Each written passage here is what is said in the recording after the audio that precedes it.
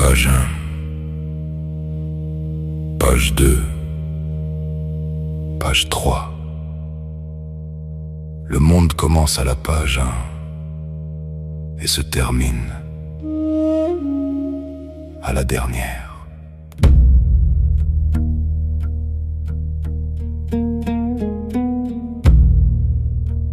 Il y a un livre, il dit ce qu'il faut savoir. Il dit aussi ce qu'il n'est pas nécessaire de savoir, en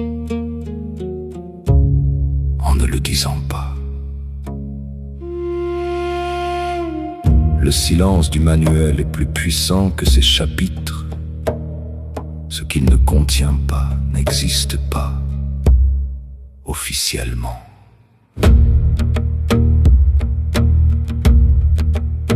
À la page 42, il y a une question prévue.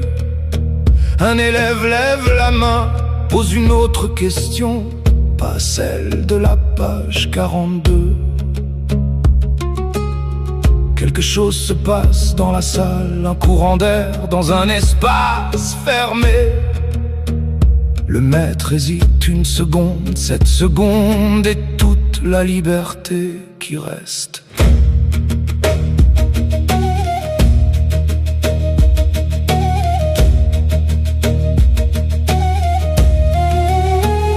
Le manuel pèse 700 grammes, le programme pèse ce qu'on ne mesure pas. Il pèse sur les épaules de celui qui sait que la bonne réponse c'est celle qu'on attend, pas celle qu'il trouve. Il apprend ça vite avant même d'apprendre le reste.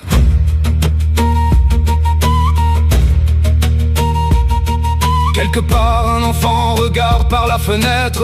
Pendant le cours ce n'est pas de la paresse, c'est une question qu'il ne sait pas encore comment formuler.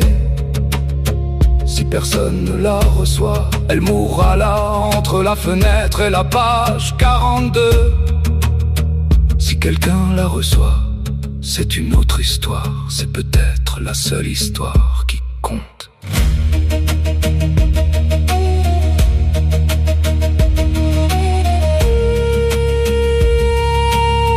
Le manuel se ferme, la sonnerie sonne, le couloir avale tout. Mais la question de celui qui regardait par la fenêtre continue quelque part, sans programme, sans page, sans fin prévue.